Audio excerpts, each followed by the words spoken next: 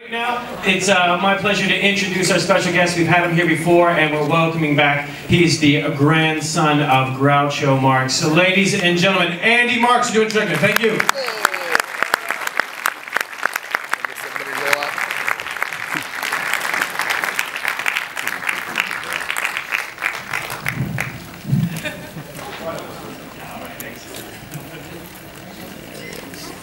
Since I figured you were probably sick of seeing the grandson, I figured I'd bring the great-granddaughter of Groucho Marx, my daughter, Gracie Marx. Now, Gracie, I want you to pay close attention because really they're going to get really tired of me doing this, and one day they're going to call you and they're going to say, we need you to come down and introduce these movies, so please pay attention. Anyway, I'm glad there's an audience out here who actually knows that Night at the Opera and Day at the Races are not just two Queen albums.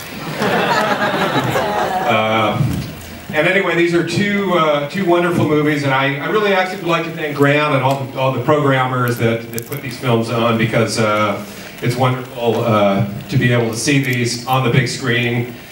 They were on TCM was running them last night, and as wonderful as that is, there's just nothing better than seeing these movies on a big screen. So the two movies we're going to see tonight, obviously Day at the Races and Night at the Opera.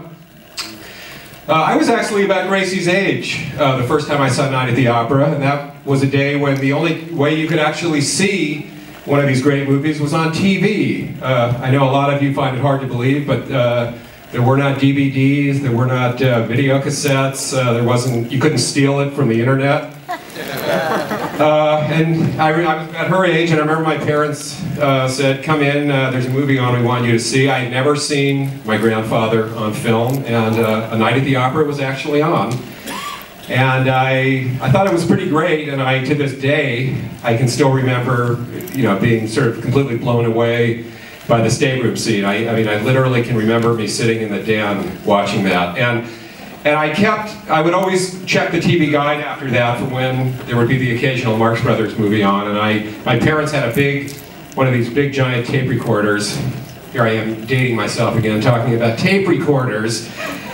Yes, and I used to tape the movies, just the audio of the movies, and then I would memorize the bits, and then I would go over to my grandfather's, and we would do some of them actually. That was actually kind of fun. We did the contract scene and the Tootsie Fritzy, and that was kind of great. So, and then I think when I got out of college in the mid-70s, I spent a lot of time up at my grandfather's house archiving a lot of the film at his house. He had a lot of the You Bet Your Life episodes. And I actually found one day, buried under a lot of boxes, I found a 16mm print of A Night at the Opera, that was kind of my Indiana Jones moment.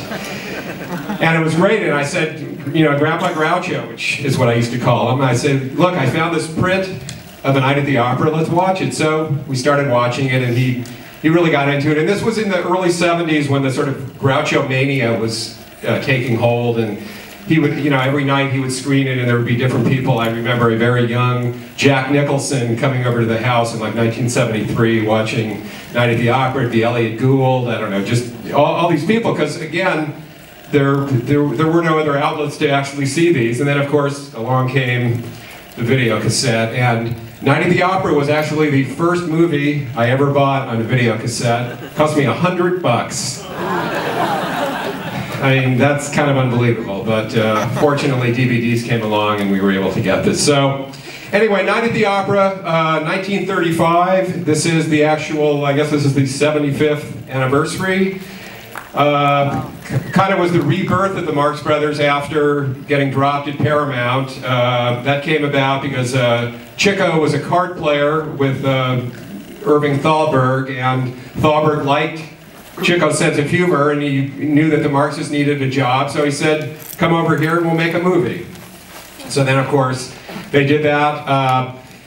Night at the Opera was also, Thalberg had come up with the idea of testing a lot of the material and rehearsing it before live audiences, including the stateroom scene and some of the other scenes. So when they got in front of the cameras, everything really went off well. And there's one other kind of great story about Night at the Opera, which I don't know if many of you know. They previewed the movie in Long Beach, and the preview did not go well at all. The audience pretty much hated it, and I guess Louis B. Mayer was there, and a lot of the executives, and you know, they didn't know what to do, and they realized that there was a movie theater actually across the street. This was in Long Beach, and somebody said, hey, let's take it across the street and preview it right then. And they actually did. They went over, they previewed the movie, and it played like gangbusters. So that kind of helped, and so, you know, the rest is history. It's considered by many to be Marx Brothers' finest film. There's sort of I guess some people think Duck Soup, other people think Night at the Opera. So that's that, and then the next movie up is A Day at the Races, which was followed up. That was the follow-up, 1936.